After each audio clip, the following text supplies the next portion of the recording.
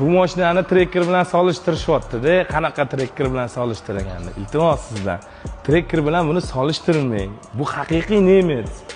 Raznica, farq juda ham katta. Yevropaga chiqib yuradigan akalar mana gapimni tasdiqlashi mumkin. $20,000 ga Yevropada, ayniqsa bo'lib ham Germaniyada mashina sotmaydi, yangi mashinani. Siz hozir aynan Opel avtomobilini 80 million so'm skitkada, ya'ni $20,000 atrofida sotib olish imkoniyatiga egasiz. Mashinani 3-4 kun mindim-da, o'shaning uchun qo'rqmasdan trekker bilan umuman solishtirmasligingizni tavsiya qilaman.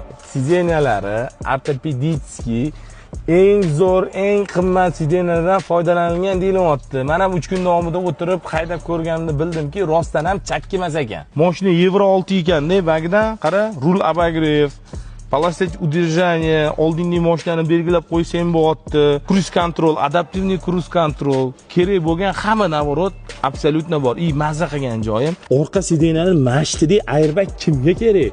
Yevropada eng muhim narsa bu xavfsizlik, ya'ni bezopasnost. 8 ta airbag bor ekan, qaranglar.